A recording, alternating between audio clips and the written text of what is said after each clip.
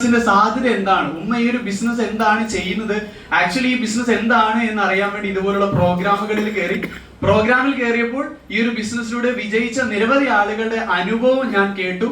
എന്റെ ഉള്ളിലുണ്ടായിരുന്ന ഓരോ സംശയങ്ങളെയും ഞാൻ അവിടെ വന്നിരുന്ന ഗസ്റ്റുകളോടും അവരോട് ചോദിച്ച് മനസ്സിലാക്കി എനിക്ക് കൺവിൻസ് ആവുന്ന രൂപത്തിൽ വാലിഡ് പ്രൂഫോടുകൂടെ എല്ലാ കാര്യങ്ങളും ക്ലിയർ ചെയ്തു തന്നു എന്നുള്ളതാണ് ഈ ഒരു ബിസിനസ് ഞാൻ സ്റ്റാർട്ട് ചെയ്യാനുള്ള കാരണം. ഈ ഒരു ബിസിനസ് സ്റ്റാർട്ട് ചെയ്തു. ഇന്ന് കമ്പനിയുടെ സ്റ്റേറ്റ് ടീം കോർഡിനേറ്റർ റാങ്കിലാണ് പ്രവർത്തിക്കുന്നത്. ഇന്ന് ഫാമിലിയോട് കൂടെ ഞാനും ഉമ്മയും ഇന്ന് ഈ ഒരു ബിസിനസ് വളരെ ശക്തമായിട്ട് ചെയ്യുന്നുണ്ട്. ഇന്ന് എന്റെ ഉമ്മാമയും ഈ ഒരു ബിസിനസ് ചെയ്യുന്നുണ്ട്. ഇന്ന് 3 ജനറേഷനാണ് കമ്പനിയുടെ സ്റ്റേറ്റ് ടീം കോർഡിനേറ്റേഴ്സ് ആയിട്ട് പ്രവർത്തിക്കുന്നത്. ഞാൻ പ്രവർത്തിക്കുന്നുണ്ട്, എന്റെ ഉമ്മ പ്രവർത്തിക്കുന്നുണ്ട്, എന്റെ ഉമ്മാമ പ്രവർത്തിക്കുന്നുണ്ട്. ഞാൻ തുടക്കത്തിൽ ഒരുപക്ഷെ നിങ്ങൾക്ക് ഇവിടെയുള്ള പല ആളുകൾക്കുള്ള ഏറ്റവും വലിയൊരു സംശയമായിരിക്കും 2,10,000 രൂപ.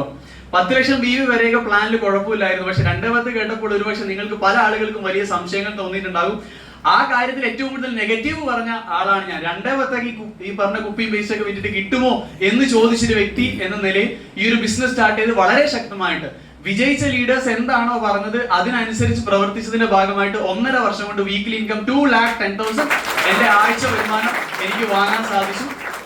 62 വയസ്സുള്ള എന്റെ ഉമ്മാമാർക്കും വീക്കിലി ഇൻകം ഞാൻ വാങ്ങിയ അതേ ആഴ്ചയിൽ വീക്കിലി ഇൻകം 2,10,000 വാങ്ങി കൊടുക്കാൻ സാധിച്ചു. ആ ആഴ്ചയിൽ എന്റെ കുടുംബത്തിലെ വരുമാനം 4,20,000 രൂപയാണ്.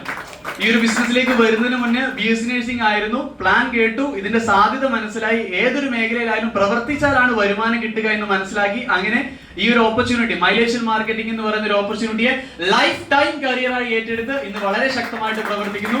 ഇനി ഒരു ഹോളിൽ എത്തി നിങ്ങളോട് എല്ലാവരോടും എനിക്ക് ഒരൊറ്റ കാര്യം മാത്രമേ പറയാനുള്ളൂ. നിങ്ങളുടെ ഉള്ളിലുള്ള സംശയങ്ങൾ പുറത്തുള്ള ആളുകളോട് ചോദിക്കാതെ ഇതിൽ വിജയിച്ച, ഇതിനെക്കുറിച്ച് അറിയുന്ന ആളുകളോട് ചോദിച്ച് ആ ക്ലാരിറ്റി വരുത്തുക എന്ന് മാത്രം പറഞ്ഞുകൊണ്ട് ഞാൻ നിർത്തുന്നു. Wish you all the best. Jai Hind, Jai Malaysia. Thank you so much.